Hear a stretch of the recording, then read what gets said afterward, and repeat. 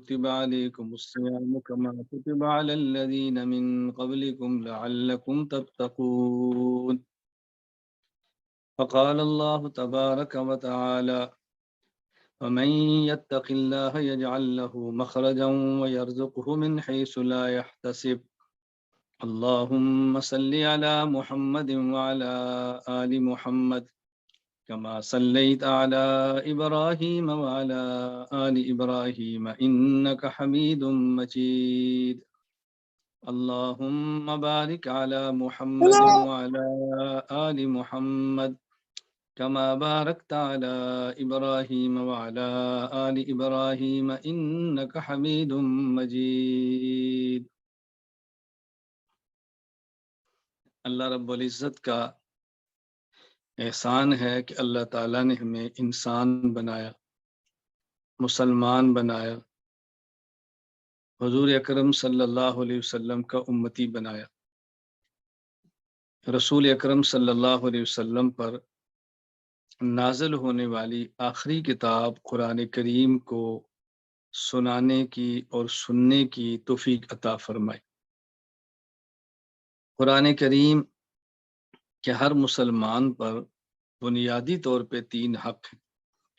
Number 1 قرآن کریم کو پڑھنا، number 2 قرآن کریم کو سمجھنا، نمبر 3 قرآن کریم پر عمل کرنا۔ یہ ہر مسلمان پر قرآن کریم کے بنیادی طور پہ حق ہے۔ میں اس وقت جو آپ کی خدمت میں بات کرنے لگا ہوں وہ قرآن کریم کو سمجھنا اور سمجھ کر پڑھنا، پھر دیکھیں قرآن کریم پر عمل کی توفیق کیسے ہوتی ہے۔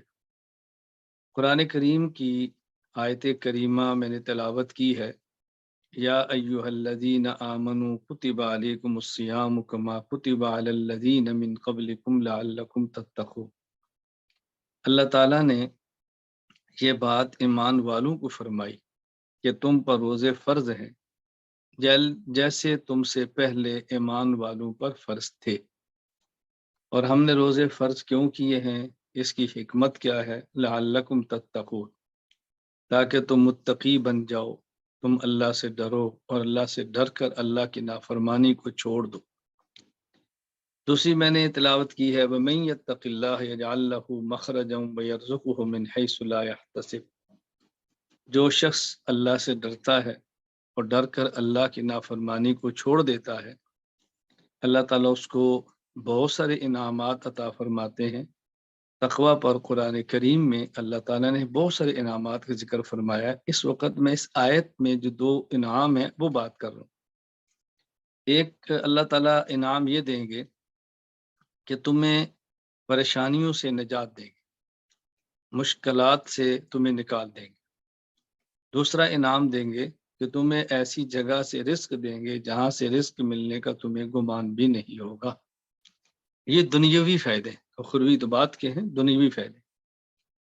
یہاں پہلی بات سمجھیں کہ اللہ تعالیٰ نے روزے کی فرضیت کو بتاتے ہوئے یہ بات فرمائی کہ یہ روزہ فرض ہے کن پر؟ جو ایمان والے، یہ ایمان والوں پر روزہ فرض ہے۔ اللہ نے مومنین کی بات فرمائی ہے، عام بندے کی بات نہیں فرمائی۔ اور مومن کون ہے؟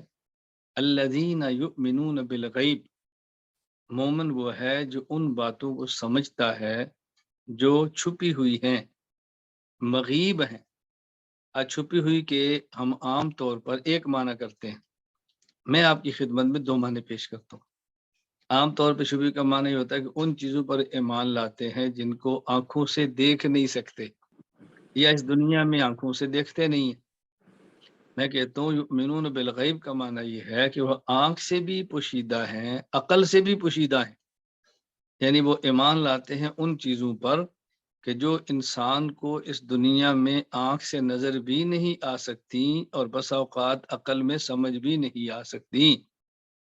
وہ عقل سے بھی پوشیدہ ہیں اور انسان کی آنکھ سے پوشیدہ ہے، یہ ہے مومن۔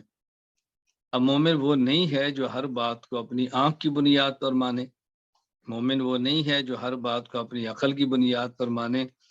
یہ نقطہ اگر سمجھ آ جائے تو یہ عقل اور نقل کے جھگڑے ختم ہو جائیں۔ میرے دماغ میں نہیں آ رہا، میرے عقل میں نہیں آ رہا، یہ بات مجھے سمجھ نہیں آ رہی، یہ بات ہی ختم ہوگی۔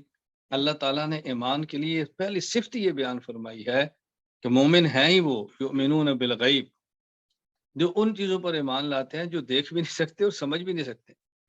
اب دیکھیں ایمانیات میں سب سے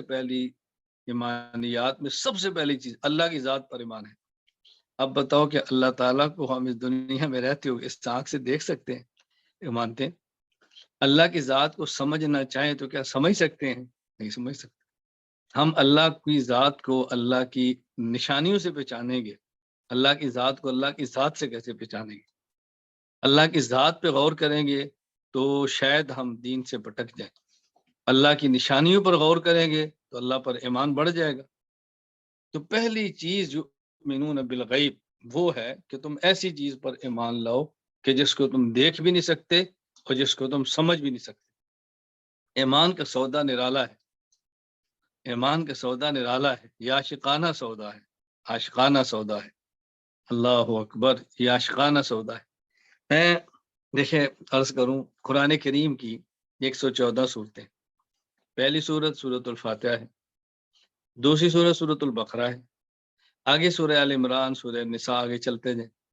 قرآن کریم میں سب سے پہلے اللہ نے سورۃ الفاتحہ میں ایک خلاصہ بیان کیا ہے کہ قرآن میں کیا ہے۔ آگے سورہ البقرہ سے اس کی تفصیل شروع کر دی ہے، تو پہلے اجمال اور پھر تفصیل۔ اب اجمال میں اللہ تعالیٰ نے سورۃ الفاتحہ میں 6 چیزیں بیان فرمائی۔ تم نے ایمان لانا ہے توحید پر، ایمان لانا ہے قیامت پر، ایمان لانا ہے نبوت پر، یہ اللہ تعالیٰ نے باتیں میں سمجھائی ہیں۔ یہ تم نے ایمان لانے ہیں، اللہ کی ذات پر بھی ایمان لاؤ، اور توحید پر، نبی پر بھی ایمان لاؤ، قیامت پر بھی ایمان لاؤ، پھر تم احکام کو بھی مانو۔ اس کے بعد جن پر انعام ہے وہ کون ہے، جن پر خدا کا غضب ہے وہ کون ہے، یہ خلاصہ ہے۔ آگے جب الف لام میم سے قرآن کریم کی تفصیل شروع فرمائی تو سب سے پہلے فرمایا الف لام میم۔ بات سمجھنا، الف لام میم، الف کا معنی کیا ہے، لام کا معنی کیا ہے، میم کا معنی کیا ہے؟ دنیا میں کسی شخص کو نہیں پتا اس ایک لفظ کا معنی کیا، دنیا میں کسی شخص کو نہیں پتا۔ اللہ کی ذات کو پتا ہے، اللہ نے اپنے پیغمبر کو بتا دیا ہو، اللہ کے نبی صلی اللہ علیہ وسلم ہمیں نہیں بتایا اس کا معنی کیا ہے، تو دنیا میں کسی شخص کو نہیں پتا الف لام میم کا معنی کیا ہے۔ اب بتاؤ، یعنی جب قرآن ہے ہی سمجھنے کے لیے، قرآن ہے ہی امن کے لیے، تو قرآن کا آغاز ایسے لفظ سے کیوں ہو رہا ہے جو سمجھ ہی نہیں آ سکتا؟ عمل تو بات کا مسئلہ ہے نا۔ آغاز ہی اللہ نے الف لام میم سے کروا کے بات سمجھائی ہے۔ تمہیں قرآن سمجھ تب آئے گا، تمہیں عمل کی توفیق تب آئے گی، تم میرے بندے تب بنو گے۔ الف لام میم، جب قرآن شروع کرتے وقت یہ اعتراف کرو میں عاجز ہوں، میں عاجز ہوں، میں عاجز ہوں، میں ایسا نالائق ہوں کہ الف کا معنی بھی نہیں جانتا، میری اتنی سی عقل ہے، میں لام کا معنی بھی نہیں جانتا، میں میم کا معنی۔ جب یہ اعتراف کرو گے نا تو پھر تم پر ہمارا دین کھلے گا۔ اللہ ہو۔ اب بتاؤ آج جھگڑا کیا ہے؟ میں سمجھتا ہوں مجھ سے زیادہ سمجھدار کوئی نہیں، آپ سمجھتے ہم زیادہ سمجھدار، یہی جھگڑے ہیں نا۔ ہماری تربیت کیوں نہیں ہو رہی، ہماری اصلاح کیوں نہیں ہو رہی، ہماری زندگی کیوں نہیں بدل رہی؟ اپنے دماغ کا کلے کل سمجھاؤ ہے، اور اللہ تعالیٰ فرما رہے ہیں تمہیں یہ سمجھ ہی تب آنا ہے پہلے کو الف لام میم کیا معنی ہے ہمیں نہیں پتا۔ سبحان اللہ، عقل جواب دے گی۔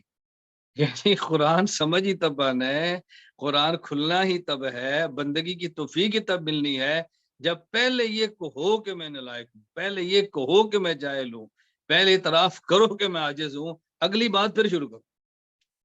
تو اللہ کا دربار تو ہے ہی ایسا کہ پہلے اپنے آپ کو نالائق کہنا ہے، پھر اس کے بعد اگلی باتیں شروع ہوئی۔ جب تک یہ نقطہ نہیں سمجھ آتا تب تک بات کیسے سمجھ آئی؟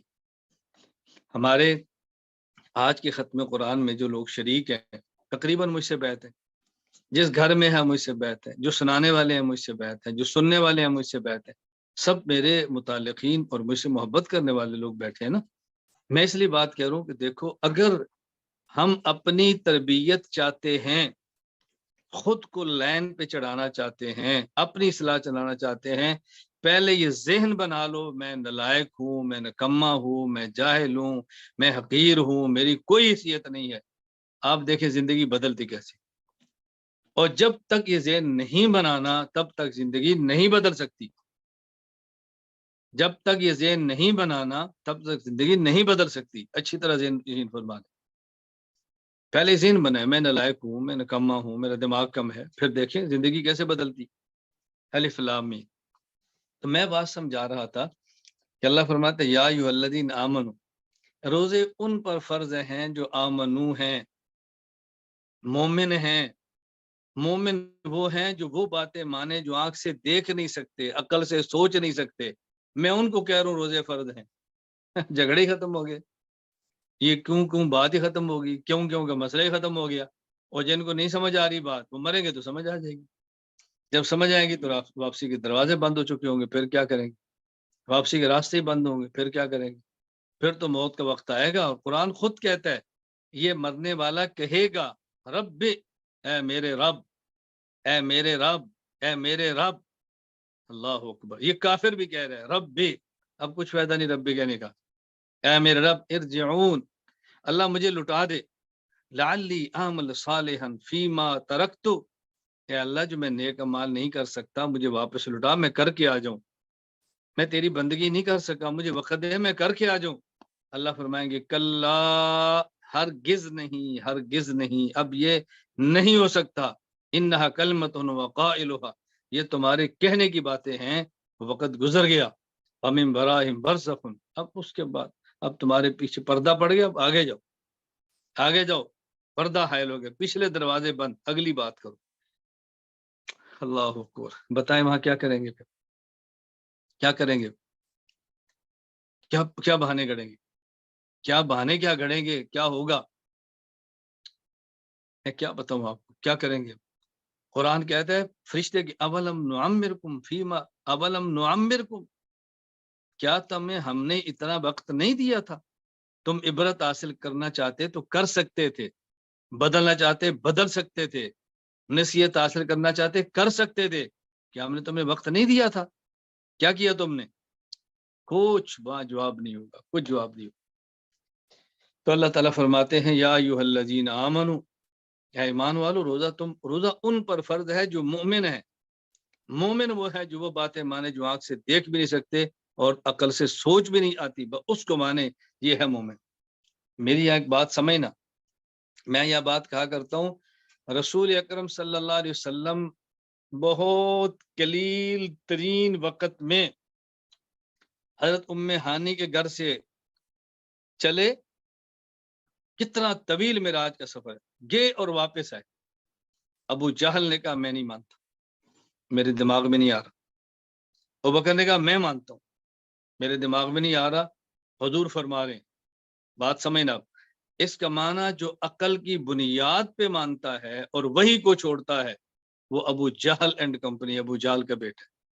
اور جو اللہ کے نبی کی وحی کی بنیاد پہ عقل کو لات مار دیتا ہے، یہ ابو بکر صدیق کا بیٹا ہے. ہم ابو بکر کے بیٹے بنے، ابو جہل کے بیٹے نہ بنے. عقل کو اڑا دیں وحی کے مقابلے میں، وہی سمجھ آتی ہے تب بھی آمنا، نہیں سمجھ آتی تب بھی آمن. پھر آپ دیکھیں آج ابو بکر کہاں ہے رضی اللہ عنہ، اور ابو جہل آج کہاں پر ہے. دنیا میں کوئی کافر بھی اپنے بیٹے کا نام ابو جہل رکھنے کے لیے تیار نہیں ہے.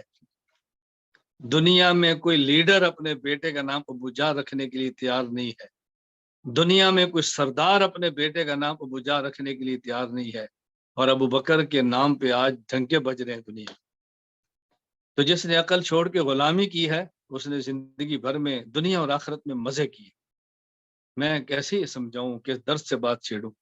غلامی کرنا سیکھو، غلامی کرنا سیکھ لو، عقل کو قربان کرنا سیکھو. تو اللہ فرماتے ہیں روزے تو ہیں ہی ان پر فرض. آگے میں بہت مختصر بات کر رہا ہوں، زیادہ وقت آپ کا نہیں لے رہا. مجھے اپنے وقت کا مسئلہ نہیں، میرا وقت تو ہے ہی اس کے لیے، مجھے کیا فرق پڑتا ہے، میرا تو ہے ہی وقت اس لیے. ہمارا تو مرنا اور جینا ہی ہے، ہمارا تو مرنا اور جینا ہی ہے. میں اکثر ساتھی کہتے ہیں، مجھے کبھی کوئی ساتھی کہتے ہیں حضرت میں نے آپ کو میسج نہیں کیا، مناسب نہیں سمجھا، مصروف ہوں گے. میں نے کہا بیٹا میرا کیا مصروفیت ہے، تیرا میسج نہیں سنوں گا، دوسرے کا دیکھ لوں گا، تو اس سے بات نہیں کسی اور سے بات کر لوں گا. میری تو بات ہی ہے، میرا کیا مصروفیت، ہماری مصروفیت تو ہے ہی ہے. اور میں خدا کا شکر ادا کرتا ہوں کہ اللہ پاک نے ساری مصروفیات سے کاٹ کے ایک ہی مصروفیت بنا دی ہے، کہ جینا بھی اللہ کے لیے، مرنا بھی اللہ کے لیے، بولنا بھی اللہ کے لیے، کھانا بھی اللہ کے لیے، سونا بھی اللہ کے لیے۔ اللہ نے اپنے نبی سے فرمایا میرے پیغمبر تو اعلان کر، قل اعلان کر، ان صلاتی و نسکی و محیای و مماتی للہ رب العالمین، اے لوگوں مجھ محمد کا اعلان سن لو، میری نماز بھی خدا کے لیے، قربانی بھی خدا کے لیے، جینا بھی اللہ کے لیے، میرا مرنا بھی اللہ کے لیے۔ یہ کیا، میں پھر کیا لذت بتاؤں آپ کو، جب آدمی کو یہ مزہ آ جاتا ہے نا خدا کے لیے جینے اور مرنے کا، اللہ اکبر، کیا وہ لذت والی زندگی ہے، وہ دوسرے بندے اس کا تصور نہیں کر سکتے۔ آپ یقین فرمائیں تصور نہیں کر سکتے، میں کیسے بتاؤں آپ، کیسے بتاؤں۔ میں ایک بار دبئی بیٹھا تھا تو ایک دوست کے پاس بیٹھے تھے، وہ چونکہ ذرا دنیاوی لحاظ سے یعنی اچھے تھے اور دفتر بھی ان کا اسی ٹائپ کا تھا، تو میں نے تھوڑی سی بات کی تو مجھے مزاح میں کہتے مولانا جو مزے آپ نے لوٹے ہیں تو شیخ محمد نے بھی نہیں لوٹے۔ میں نے کہا لوٹنے کی بات ہے، میں نے موضوع کا سوچ بھی نہیں سکتا لوٹنا کیا ہے، پہلے بندے کو سمجھ آئے تو پھر لوٹے گا۔ ہمارے لذت میں آپ کو کیسے بتاؤں کہ ہم کس دنیا میں جیتے ہیں، ہم کس دنیا میں رہتے ہیں، میں کیسے آپ کو بتاؤں۔ اللہ خدا کی قسم میں کیسے سمجھاؤں، اللہ کے ساتھ معاملے کچھ بندے کے جدا ہوتے ہیں، دنیا والوں کو راضی نہیں کر سکتے، ہمارے اختیار میں نہیں۔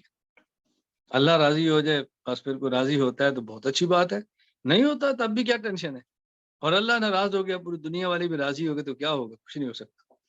خیر، یا ایھا الذین آمنوا کتب علیکم الصیام کما کتب علی الذین من قبلکم لعلکم تتقون، یہ سمجھو لعلکم تتقون، یہ حکمت بتائی ہے، روزہ فرض کرنے کی حکمت یہ ہے کہ تم متقی بن جاؤ، اللہ سے ڈر جاؤ۔ کیسے؟ اگر ایک مہینہ تم نے آداب کے ساتھ روزہ رکھا تو تمہاری طبیعت بن جائے گی، تمہاری طبیعت بن جائے گی صبر کرنے کی، طبیعت بن جائے گی برداشت کرنے کی۔ کوئی بندہ نہیں دیکھ رہا، پیاس لگی ہے، گھونٹ پانی بھی نہیں پی رہے، دیکھو جب 40 مہینہ آپ نے یوں گزارنا ہے تو طبیعت بنے گی نا، لعلکم تتقون۔ اس کی حکمت یہ ہے کہ ایک ماہ تک اگر تم نے روزے آداب کے ساتھ رکھ لیے تو حکمت یہ ہے کہ تم متقی بن جاؤ، تقوی تمہارے لیے آسان بن جائے گا۔ یہاں دو لفظوں میں فرق سمجھنا، آپ جانتے ہیں کہ میں بہت ساری علمی باتوں کو بالکل عوامی لہجے میں بیان کرتا ہوں، عام سے عام بندہ بھی اس کو سمجھتا ہے۔ دو لفظوں میں سمجھنا، ایک ہوتی ہے علت، ایک ہوتی ہے حکمت۔ حکمت اور علت میں کیا فرق ہے؟ علت کہتے ہیں کہ اس کام کی وجہ کیا ہے، اور حکمت کہتے ہیں کہ اس کام کا فائدہ کیا ہے۔ علت اور حکمت میں فرق نہ سمجھنے کی وجہ سے بہت زیادہ مسائل پیدا ہوتے ہیں۔ علت الگ ہوتی ہے، حکمت الگ ہوتی ہے، علت الگ ہوتی ہے، حکمت الگ ہوتی ہے۔ میں پہلے ایک مسئلہ سمجھا لوں، شلوار ٹخنوں سے نیچے کرنا حرام ہے۔ لوگ کہتے ہیں جی میں تو اس لیے کرتا ہوں کہ شلوار ٹخنوں سے نیچے کرنا اس لیے حرام ہے کہ اس کی وجہ سے بندے کے اندر کبر آتا ہے، تو میرے اندر تو کبر نہیں ہے، پھر کیا حرج ہے؟ اس کی وجہ تو کبر ہے نا، جب کبر نہیں ہے تو پھر کیا مسئلہ ہے؟ اب دیکھو الجھن ہو گئی نا۔ اب لوگ کہتے ہیں اس کا جواب کیا دیں؟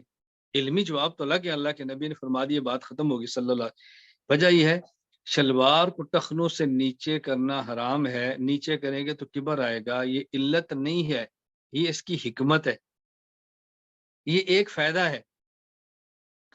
اصل فوائد تو ہم نہیں جانتے، اس کا ایک فائدہ ہے۔ اب اس کی حکمت علت یہ ہے کہ اللہ کے نبی نے فرمایا کہ شلوار ٹخنوں سے نیچے جو ہوگی یہ حصہ جہنم کے اندر جائے گا، بس یہ ہے اللہ کے نبی نے فرمایا، یہ علت ہے۔ حکمت کیا ہے کہ اس کے اندر یہ فائدہ ہے۔ اب اگر یہ فائدہ ہو تب بھی اوپر رکھنی ہے، فائدہ نہ اوپر ہو تب بھی رکھنی ہے۔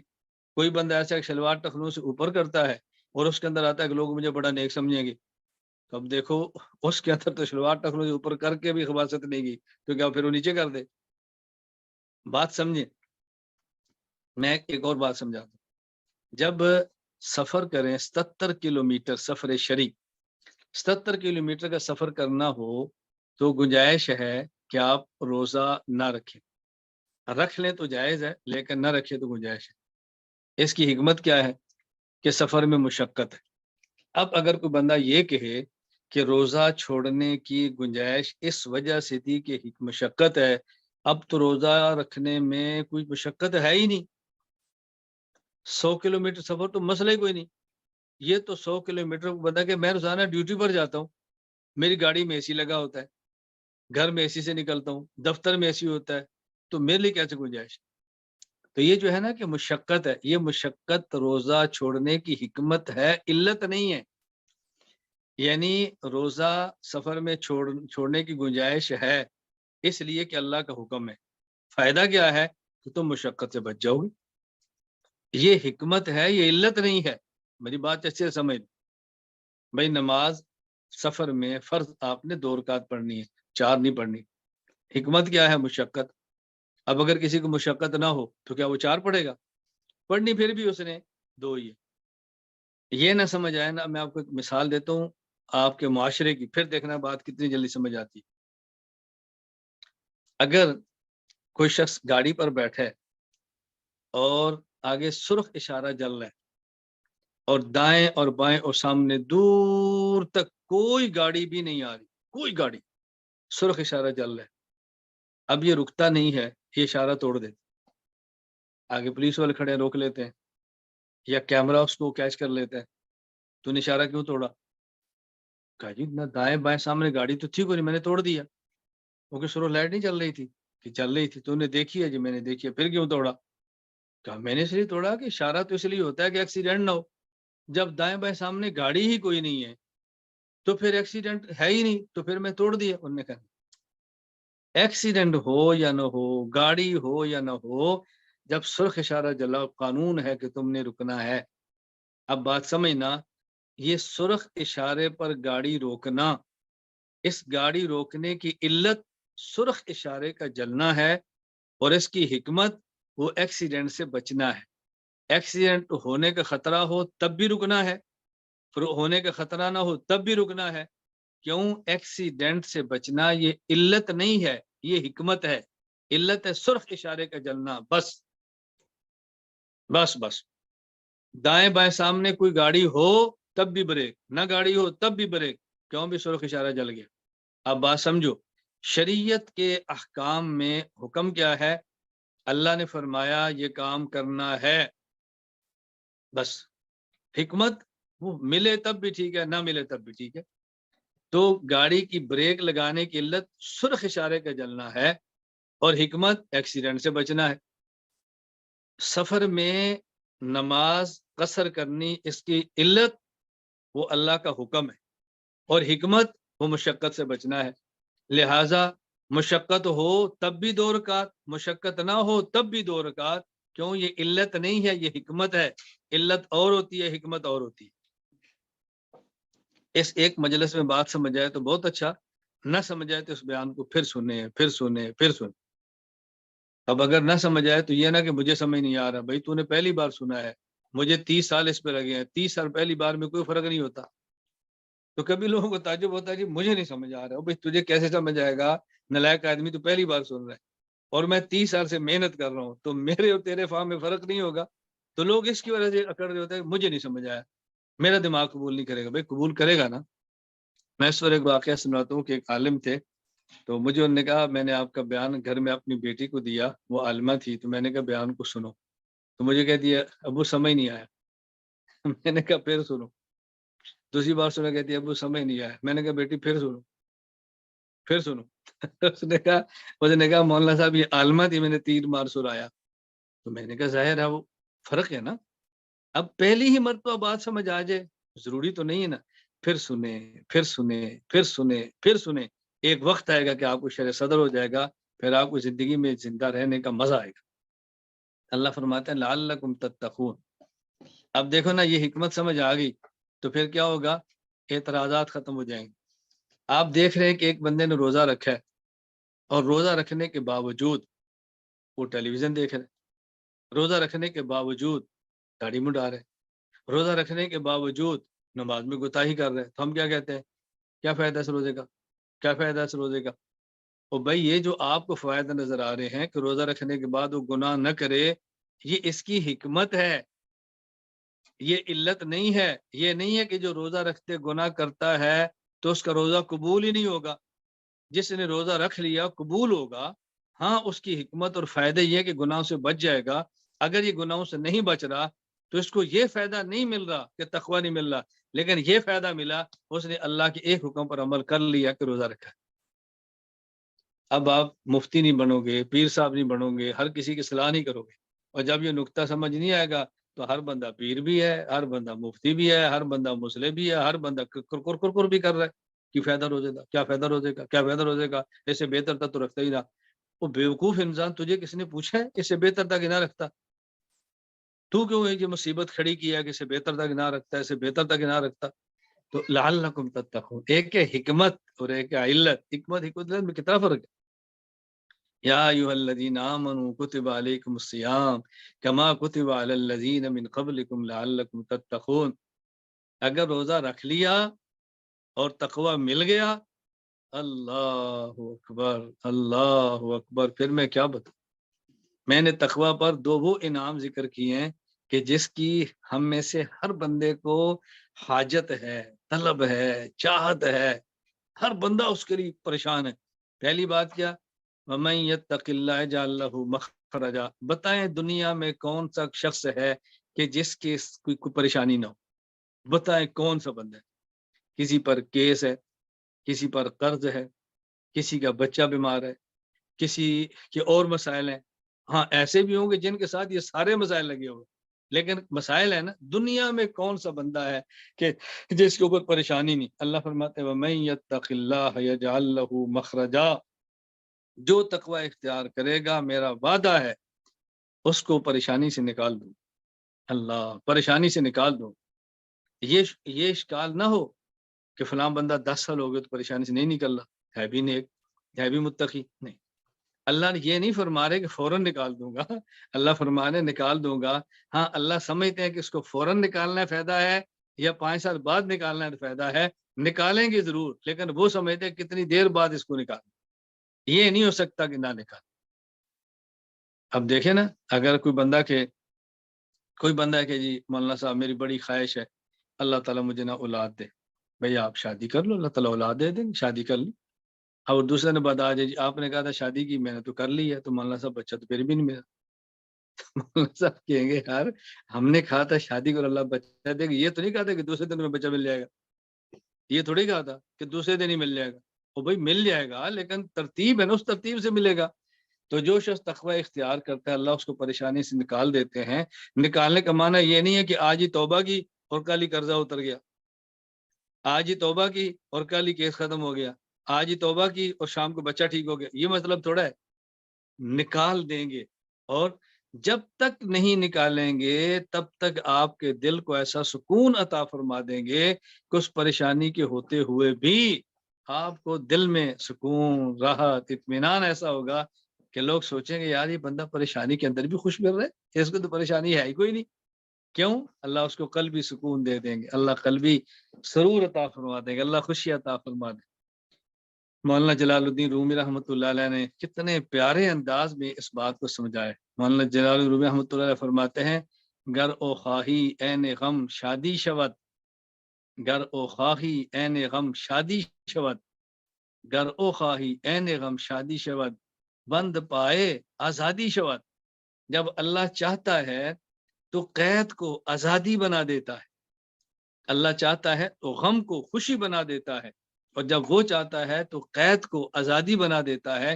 یعنی دنیا والے جب کسی کو خوشی دیتے ہیں تو پہلے اسباب خوشی دیتے ہیں، پھر خوشی ملتی ہے، اور جب اللہ خوشی دیتا ہے تو بندے کو غم کے اندر خوشی عطا فرما دیتے ہیں۔ دنیا والے آزادی دیتے ہیں تو جیل سے نکالتے ہیں تو کہتے ہیں آزادی ہے، اور جب اللہ آزادی دیتے تو پاؤں میں بیڑیاں ہوتی ہیں اور وہ ایسے خوش ہوتا ہے کہ جیسے وہ آزاد کر رہا ہے۔ گر او خواہت این غم شادی شود، بند پائے آزادی شود۔ اللہ کا عجیب نظام، اللہ اکبر۔ اس کو سمجھانے کے لیے حکیم علامہ تھانوی رحمہ اللہ کیا مثال دیتے تھے؟ تھانوی فرماتے وہ شخص جو ہم سپیسی کہتے ہیں، آپ کو پتا ہے میں انگریزی کے لفظ جان بوجھ کر کم بولتا ہوں، آتا بھی تو میں کوشش کرتا ہوں کہ نہ ہی بولے، کوشش کرے کہ نہ ہی بولے۔ فرق کیا ہے کہ لوگ کوشش کرتے ہیں کہ جہاں انگریزی نہ بولنی وہاں بھی بولے، اور میں کوشش کرتا ہوں جہاں ضرورت نہیں ہے وہاں بولنی میں تب بھی چھوڑے۔ کیا حماقت ہے، کیا حماقت ہے، دشمن کی زبان پہ خود کو فخر سمجھا جا رہا ہے، کیا بیوقوفی ہے، کیا بیوقوفی۔ حکیم الامت حضرت تھانوی رحمۃ اللہ فرماتے کہ اگر کوئی شخص صحیح تیز مرچ تیز مسالے والی بریانی کھا رہا ہو، اس کی پیشانی سے پسینہ ٹپک رہا ہوتا ہے، تو جس کو اس لذت کا نہیں پتا کہ یار دیکھو کیسا پاگل ہے، پسینہ ٹپک رہا ہے بریانی چھوڑ دی رہا، وہ سی بھی کر رہا ہے بریانی بھی کھا رہا ہے، اس سے پوچھو سی کے اندر بریانی کا کیا مت ہے۔ تو جس طرح بندہ تیز ترین مسالے والی بریانی کھاتا ہے اور سی کرتا رہتا ہے، اسی طرح اللہ والا تکلیف سہتا رہتا ہے اور اللہ اللہ کرتا رہتا ہے، اس تکلیف میں بھی اس کو اللہ کہنے کا کیا مزہ ہے وہ وہی جانتا ہے، دنیا والے اس مزے کو سمجھ ہی نہیں سکتے، دنیا والے اس لذت کو سمجھ نہیں سکتے۔ اور ہمارے شہر شاہ کی مخترم ایک بڑی عجیب مثال دیتے، حضرت رحمۃ اللہ فرماتے کہ اللہ اپنے بندوں کو دل میں کبھی ایسا سکون اور سرور عطا فرماتا ہے کہ اس کے اوپر غم کی چادر لپیٹ دیتا ہے، لوگ ان کے سرور تک نہیں پہنچ پاتے، اوپر ان کا غم ہوتا ہے، کیوں؟ اللہ اس کی خوشیوں کو نظر سے بچانے کے لیے اوپر غم کی چادر لپیٹتے ہیں۔ جس طرح ماں اپنے بچے کو بوتل میں دودھ پلاتی ہے تو اس بوتل کے اوپر کپڑا لپیٹ دیتی ہے، اس کپڑا لپیٹنے سے بچے کا دودھ نظر سے بچ جاتا ہے، نظر نہیں لگتی۔ تو اللہ پاک اپنے بندے کو جب دل میں خوشی دیتے ہیں کبھی اوپر غم کی چادر لپیٹتے ہیں، لوگ غم کو دے کر پیچھے اٹھتے ہیں، وہ اندر خوشی کے مزے اڑا رہا ہوتا ہے۔ یہ جب باتیں سمجھ آئیں گی نا، اور پھر یہ بات سمجھ آئے گی یار اللہ والے مطلب کیسے خوش ہیں، کیسے خوش ہیں، پریشانی بھی نہیں جا رہی پھر بھی خوش ہیں، پریشانی۔ میں یہ باتیں کھل کر کہہ رہا ہوں کہ یہ آج کا جو ہمارے لوگ سننے والے ہیں یہ اکثر مجھ سے بیعت ہے، میرے تعلق والے ہیں، اس لیے میں ان کو کھل کے باتیں سمجھا رہا ہوں تاکہ آپ اس زندگی کو سمجھو کہ آپ نے زندگی کیسے رکھنی۔ فَمَن يَتَّقِ اللَّهَ يَجْعَل لَّهُ مَخْرَجًا، فرمایا تم تقوی اختیار کرو گے، پہلا فائدہ تمہیں مشکلات سے نکال دے گی، اور جب تک مشکل ہوگی تب بھی لذت ہوگی، وہ ایسی ہوگی جیسے مشکل میں ہے ہی نہیں۔ بھائی مشکل سے نکل کے راحت ہی لینی ہے نا، اور وہ راحت اللہ نے مشکل کے اندر ہی دے دی ہے، تو یوں سمجھو نا مشکل سے نکال دی ہے، کیا مشکل رہ گئی، کیا مشکل رہ گئی؟ ایک یہاں بات اچھی طرح سمجھ لو، ایک ہوتے ہیں حالات، ایک ہوتے ہیں خیالات، ایک ہیں حالات اور ایک ہیں خیالات۔ راحت حالات کے بدل سے نہیں آتی، راحت خیالات کے بدلنے سے آتی ہے۔ جب ہم کسی سے بیعت کر لیتے ہیں ہمیں الجھن ہوتی ہے، اتنا عرصہ گزر گیا ہمارے حالات نہیں بدلے تو بیعت کا فائدہ کیا ہوا؟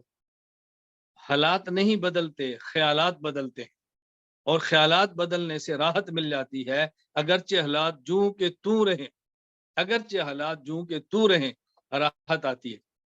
میں اس کی ایک مثال دیتا ہوں تو بات شاید جلدی سمجھ آئے۔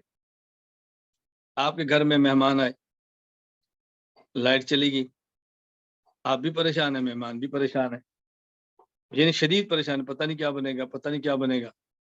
اچھا ایک بندہ آپ کے تعلق والا ہے جو بجلی کے محکمے میں، آپ اس کو فون کرتے ہیں یا وہ خود فون کر کے کہتا ہے بھائی یہ بجلی صبح 8 بجے تک نہیں آنی، آپ فوراً ٹینشن فری ہو جاتے۔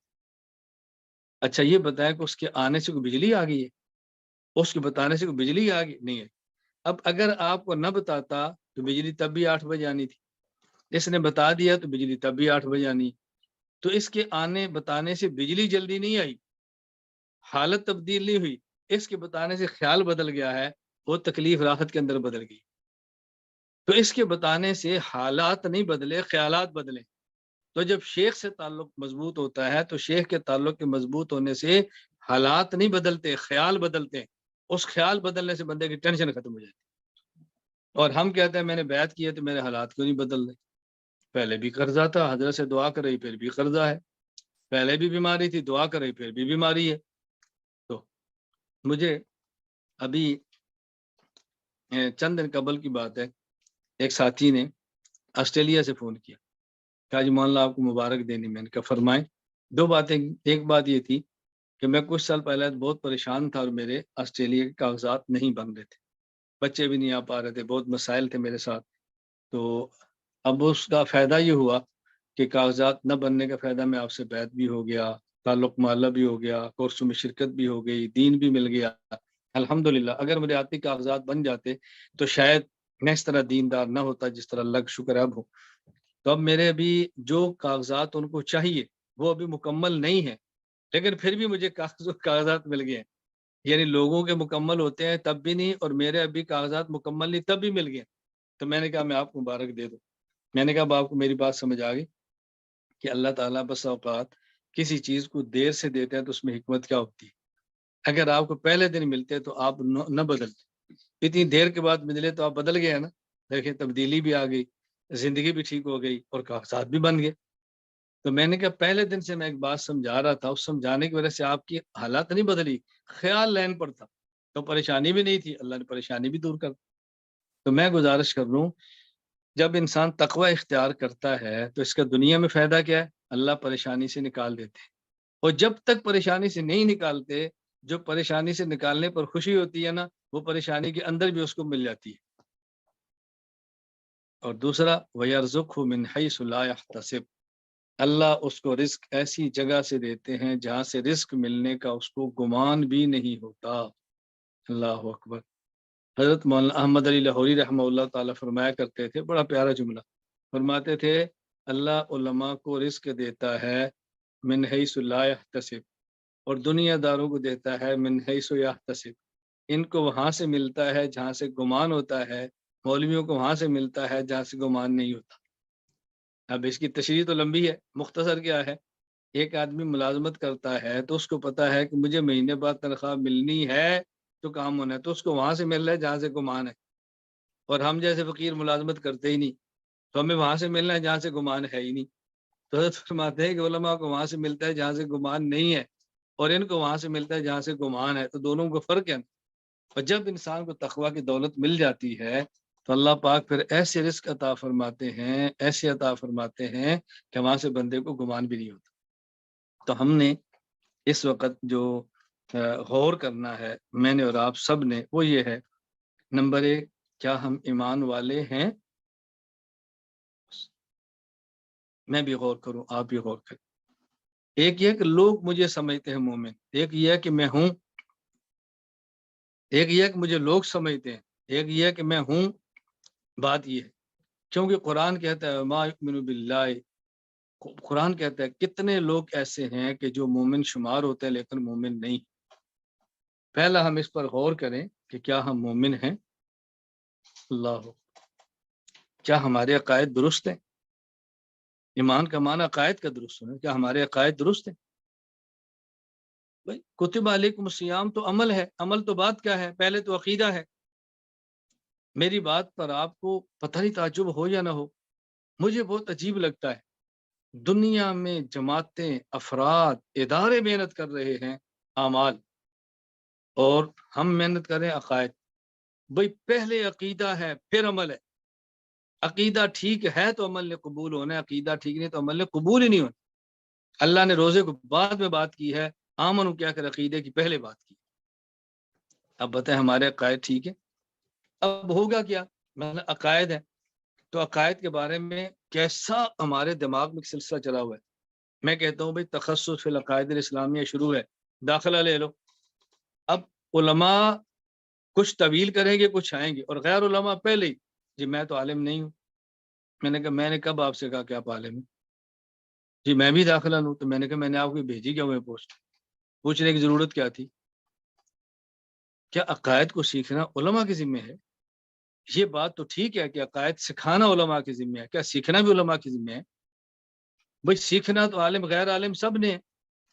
بھائی یہ بات ٹھیک ہے کہ قرآن پڑھانا قاری کے ذمہ ہے، لیکن کیا قرآن پڑھنا بھی قاری کے ذمہ ہے؟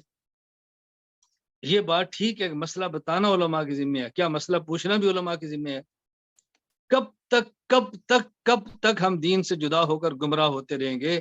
کب تک یہ بہانہ لگا کے رکھیں گے میں عالم نہیں ہوں، میں عالم نہیں ہوں. عقائد پڑھو میں عالم نہیں ہوں، فقہ پڑھو میں عالم نہیں ہوں، ترجمہ پڑھو میں عالم نہیں ہوں. تو پھر کیا ہوا؟ بھائی دین تو سب نے پڑھنا ہے، جو عالم نہیں اس نے تو زیادہ پڑھنا ہے. اللہ تعالیٰ نے پہلے عقیدے بھائی نہیں سمجھ آتا تب بھی پڑھو، سمجھ آتا ہے تب بھی پڑھو، ایک بار نہیں بار بار پڑھو، بار بار پڑھو، بار بار پڑھو. ایک وقت آئے گا عقیدہ کھل جائے. پہلی بات یا ایھا الذین آمنوا، ہم غور کریں کیا مومن ہوں میں؟ کیا مجھے عقیدے آتے ہیں؟ کیا میرے عقائد ٹھیک ہیں؟ کیا میں نے اپنے خاندان کو عقائد پہ لگا دی ہے؟ کیا میں نے رشتہ داروں کو عقائد پہ لگا دی ہے؟ کیا میں نے تعلق والوں کو عقائد پہ لگا دی ہے؟ اس کو اوڑھنا اور بچھونا، جینا اور مرنا بنا دو. کہ میں نے خود بھی عقائد کی محنت کرنی ہے، اور امت کے ہر فرد کو جہاں تک میری پہنچ ہے میں نے اس کو عقائد کی محنت پہ لانا ہے. میں نے ہر کسی کے عقیدے پر ٹھیک ہونے کی بات کرنی ہے۔ کیا مسئلہ کیا ہے؟ میری سمجھ سے باہر ہے۔ یہ جتنے لوگ دنیا کو گمراہ کر رہے ہیں، کیا یہ علماء تھے؟ میں اب نام نہیں لیتا فلاں کا، کچھ زندہ ہے کچھ مر گئے ہیں، یہ کیا علماء ہے؟ اگر غیر عالم کسی میڈیا پر بیٹھ کے امت کو تباہ کر سکتا ہے تو کیا غیر عالم عقیدہ سیکھ رہا کہ امت کو عقیدہ بتا نہیں سکتا؟ وہ کبھی نہیں کہتے میں تو مولوی نہیں ہوں، میں کیوں گمراہ کروں، میں تو مولوی نہیں ہوں، میں کیوں قرآن پڑھوں۔ وہ کہتے نہیں نہیں نہیں میں پڑھ سکتا ہوں، میں پڑھ سکتا ہوں۔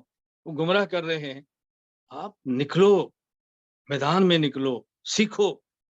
یا ایھا الذین آمنوا، پہلی بات میں جو بات سمجھا رہا ہوں، پہلی بات میں اور آپ ہر بندہ سوچے کیا میں مومن ہوں؟ کیا میرے عقیدے ٹھیک ہیں؟ کیا مجھے عقائد کا پتہ ہے؟ کیا مجھے عقائد کی فہرستی آتی ہے؟ میرے کون کون سے عقائد ہونے چاہیے ٹھیک؟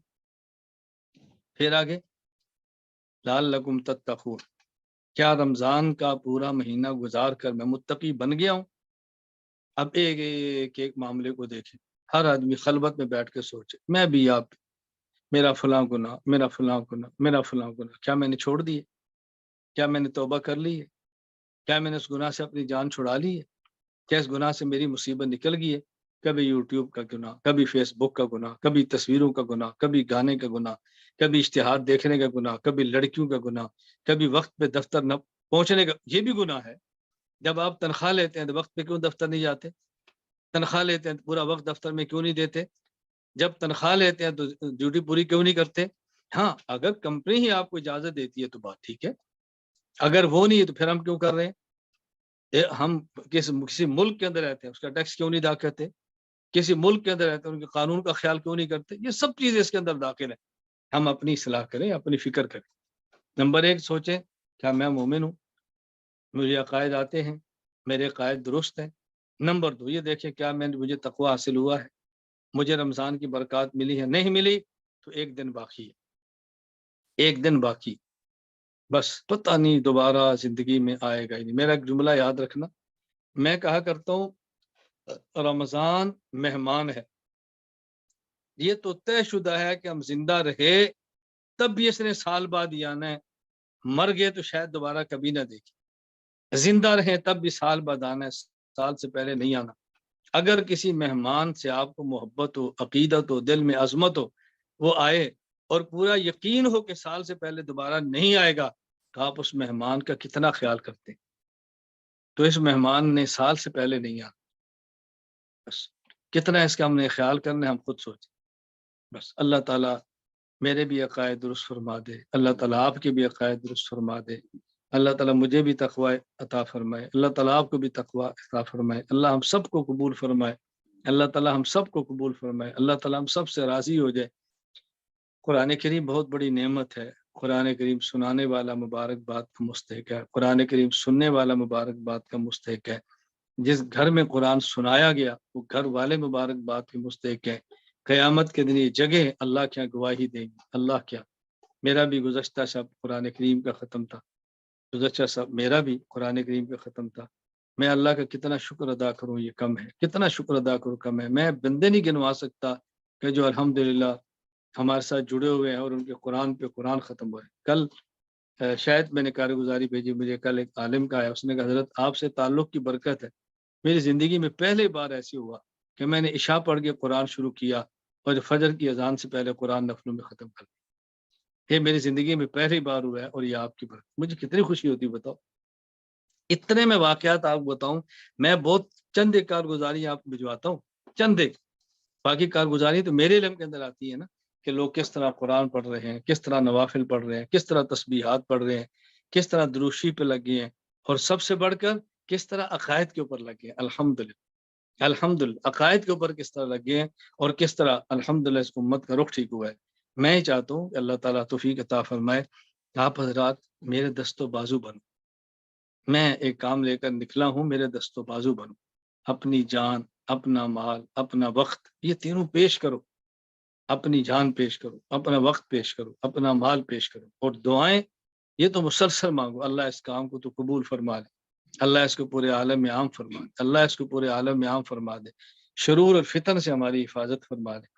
تو اللہ تعالیٰ ہم سب کو قبول فرما لے، اللہ عافیت عطا فرمائے، اللہ تعالیٰ مجھے بھی قبول فرمائے، اللہ تعالیٰ آپ کو بھی قبول فرما لے۔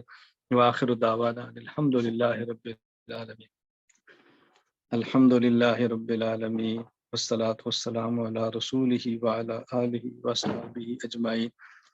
ربنا آتنا فی الدنیا حسنۃ وفی الآخرۃ حسنۃ وقنا عذاب النار۔ ربنا ظلمنا انفسنا وإن لم تغفر لنا وترحمنا لنكونن من الخاسرین۔ ربنا ظلمنا انفسنا وإن لم تغفر لنا وترحمنا لنكونن من الخاسرین۔ ربنا ظلمنا انفسنا وإن لم تغفر لنا وترحمنا لنكونن من الخاسرین۔ ربنا وآتنا ما وعدتنا على رسلك ولا تخزنا يوم القيامة إنك لا تخلف الميعاد۔ ربنا هب لنا من أزواجنا وذرياتنا قرة أعين واجعلنا للمتقين إماما، واجعلنا للمتقين إماما، واجعلنا للمتقين إماما، واجعلنا للمتقين إماما۔ رب اغفر وارحم وأنت خير الراحمين، رب اغفر وارحم وأنت خير الراحمين، رب اغفر وارحم وأنت خير الراحمين۔ اللهم إنك عفو تحب العفو فاعف عنا، اللهم إنك عفو تحب العفو فاعف عنا، اللهم إنك عفو تحب العفو فاعف عنا۔ اللهم طهر قلوبنا من النفاق وأعمالنا من الرياء وألسنتنا من الكذب وأعيننا من الخيانة، فإنك تعلم خائنة الأعين وما تخفي الصدور۔ اللهم إنا نسألك رضاك والجنة ونعوذ بك من سخطك والنار، اللهم إنا نسألك رضاك والجنة ونعوذ بك من سخطك والنار، اللهم إنا نسألك رضاك والجنة ونعوذ بك من سخطك والنار، اللهم إنا نسألك حبك وحب من يحبك وحب عمل يقربني إلى حبك۔ اللہ ہمارے گناہوں کو معاف فرما دے، اے اللہ ہمارے گناہوں کو معاف فرما دے، اے اللہ ہمارے گناہوں کو معاف فرما دے، اے اللہ ہماری خطاؤں سے درگزر فرما دے، اے اللہ ہماری حاجات کو پورا فرما دے، اللہ ہماری مشکلات کو ختم فرما دے۔ اللہ کریم جو بیمار ہیں ان کو صحت عطا فرما دے، اللہ جو بیمار ہیں ان کو صحت عطا فرما دے، اے اللہ جو بیمار ہیں ان کو صحت عطا فرما دے، اللہ جو مقروض ہیں ان کے قرض کی ادائیگی کا انتظام پیدا فرما دے، اللہ جس کسی کی کوئی مشکل اور مصیبت اپنے کرم سے اس کو ختم فرما دے۔ یا اللہ، یا اللہ ہمیں صحیح اللہ قرآن کریم صحیح پڑھنے کی، قرآن کریم صحیح سمجھنے کی، اللہ قرآن کریم پر صحیح عمل کرنے کی، قرآن کریم کو صحیح طریقے پر دنیا میں پھیلانے کی توفیق عطا فرما۔ اللہ تو ہمیں اور ہماری نسلوں کو اس کے لیے قبول فرما، اللہ تو ہمیں اور ہماری نسلوں کو اس کے لیے قبول فرما، اے اللہ تو ہمیں اور ہماری نسلوں کو اس کے لیے قبول فرما، اے اللہ تو ہمیں اور ہماری نسلوں کو اس کے لیے قبول فرما لے۔ یا اللہ، یا اللہ، یا اللہ تو رضا کا فیصلہ فرما دے، اللہ تو رضا کا فیصلہ فرما دے، اللہ تو رضا کا فیصلہ فرما دے۔ اے اللہ کریم، اے اللہ کریم جو بے ادبیاں کی تو معاف فرما دے، اللہ محروم ہونے سے بچا لے، ہمارے گناہوں کی وجہ سے میں دین کی خدمت سے محروم نہ فرما، اللہ دین کی خدمت سے محروم نہ فرما، اللہ ہمارے اوپر ستاری کی چادر کو ڈال دے، اللہ ان اٹھنے والے ہاتھوں کو اپنے کرم سے قبول فرما لے، اللہ اپنے در کا محتاج بنا کر غیروں سے غنی فرما دے، اللہ اپنے در کا محتاج بنا کر غیروں سے غنی فرما دے، اللہ اپنے در کا محتاج بنا کر غیروں سے غنی فرما دے۔